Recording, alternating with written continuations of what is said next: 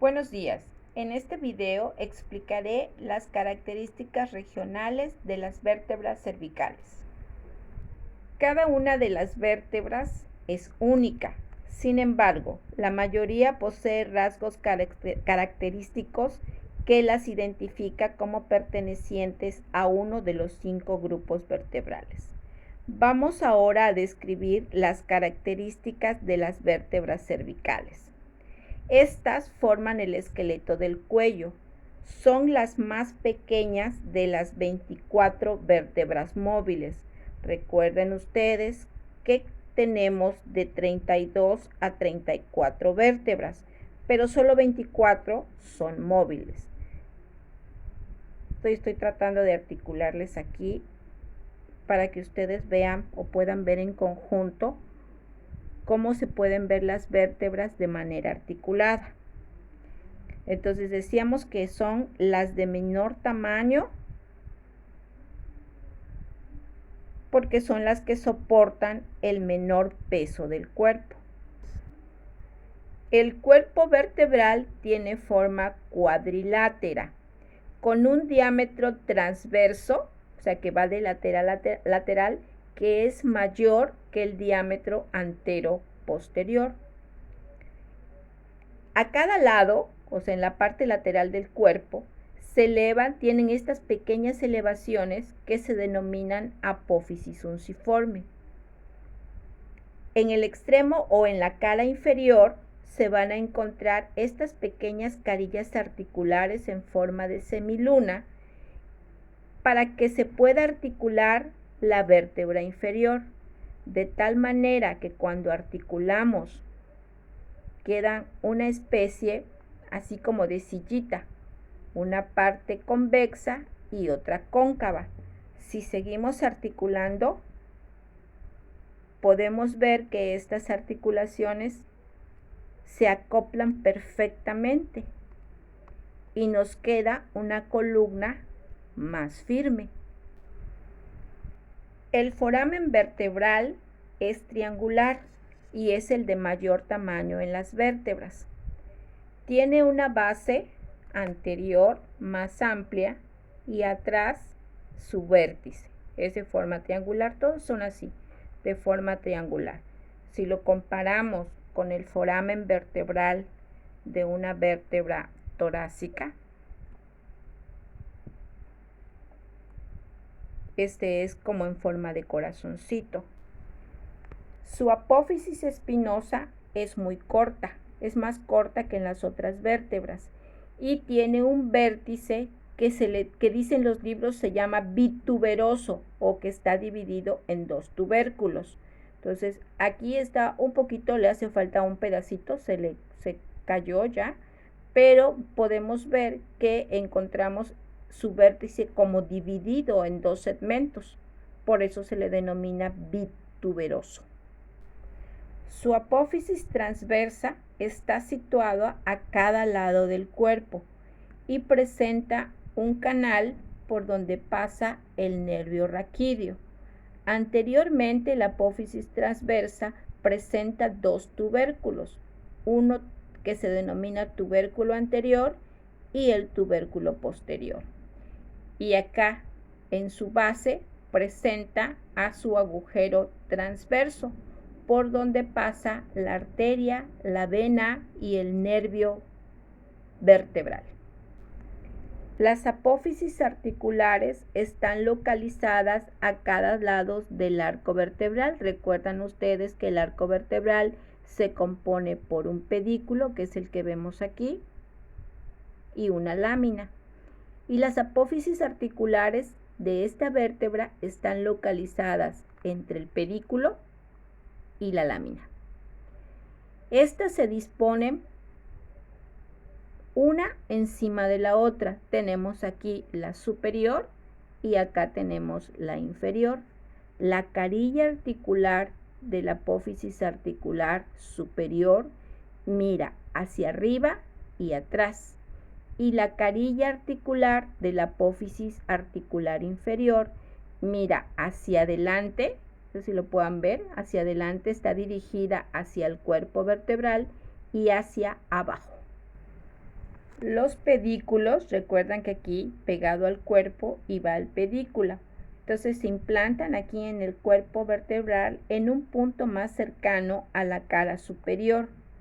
Las escotaduras vertebrales inferiores son más profundas que las superiores. Vamos a articular estas dos vértebras para que ustedes puedan ver las escotaduras.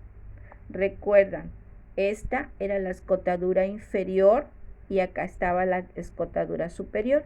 Y como pueden ustedes observar aquí, esta escotadura superior es como más recta y esta es como más profunda, de tal manera que cuando se une con la escotadura superior de la vértebra de abajo, forma un agujero, un foramen aquí, que es el foramen intervertebral.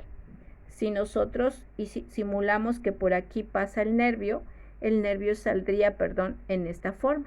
De esta forma, entonces lo pueden aquí captar, estaría saliendo por el agujero intervertebral el nervio raquídeo. Estas fueron las características generales del grupo cervical. Ahora bien, existen vértebras cervicales que se consideran atípicas porque sus características difieren de las ya descritas. Estas son C1 o atlas, C2 o axis y la séptima vértebra cervical. El atlas o primera vértebra cervical es una vértebra incompleta, no tiene cuerpo vertebral. Posee dos arcos, uno anterior y otro posterior, y dos masas laterales. Empecemos con el arco anterior. El arco anterior es más corto que el arco posterior.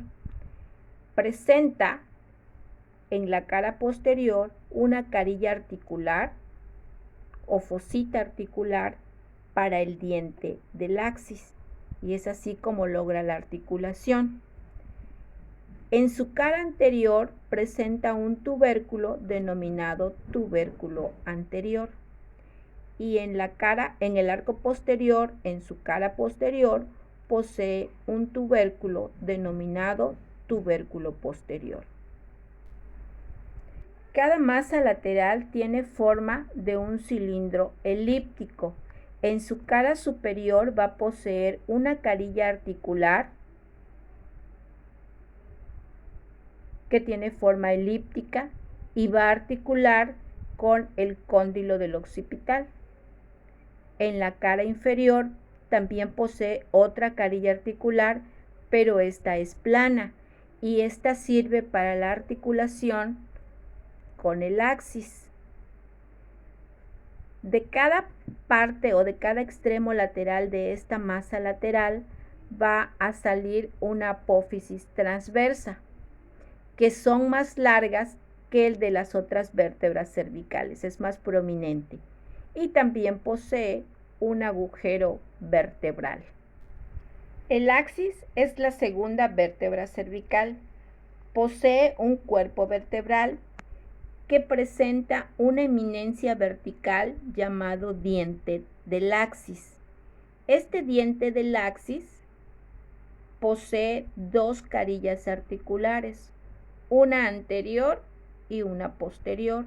La anterior se articula con la fosita articular del atlas y la posterior es para el ligamento transverso del axis. Al diente del axis también se le denomina apófisis odontoides. A cada lado de la apófisis odontoides existen estas masas que son el equivalente a las apófisis articulares de las otras vértebras, e igualmente van a poseer carillas articulares. Aquí estamos viendo a las superiores que se van a articular con las carillas articulares del atlas. Entonces, entre las dos forman esta articulación atlantoaxoidea. En la parte inferior también van a poseer carillas articulares y estas van a articularse con la tercera vértebra cervical. Estas carillas articulares están más lateralizadas, las superiores están horizontalizadas y estas son más verticalizadas. Ahora bien, la apófisis espinosa es un poquito más larga que las otras vértebras. A comparación de las otras vértebras, esta apófisis espinosa, por ejemplo, esta es la tercera y esta es la segunda, y vemos que es una apófisis espinosa muy larga, muy fuerte. Ahora vamos a continuar con la última vértebra típica del grupo cervical, que es la séptima cervical. Esta vértebra se considera como vértebra de transición, es decir, que posee elementos que la distinguen del grupo cervical, pero que tiene parecido con las vértebras con las que va a articular inferiormente, como son las vértebras torácicas. Se parecen. Para poder articularse bien, pues se tiene que parecer a la otra. ¿Cuáles son las características de esta vértebra? Esta vértebra igualmente va a poseer todas las características de las cervicales, un cuerpo más con un diámetro mayor antero-posterior, menos ancha, sus apófisis transversas que tienen este canal y tienen el agujero intertransverso, pero este agujero intertransverso va a ser el más pequeño de todos. Si nosotros comparamos, por ejemplo, esta es la tercera cervical y ustedes ven que tienen un agujerote ahí y entonces esta es la más pequeña, por eso se caracteriza. Se caracteriza también por poseer una apófisis espinosa muy larga. A diferencia, por ejemplo, vamos a poner, esta es la sexta, ya va teniendo una apófisis espinosa larga y esta es la quinta. Y vemos unas apófisis espinosas muy pequeñas y de pronto tenemos esta gran proyección que es por la que se caracteriza. Sus láminas igualmente son más anchas que las de las otras vértebras cervicales. Y finalmente, para terminar con las características atípicas de este grupo vertebral, encontramos que la apófisis transversa de esta vértebra es unituberosa. ¿Qué quiere decir? ¿Se acuerdan que las otras tenían dos tubérculos?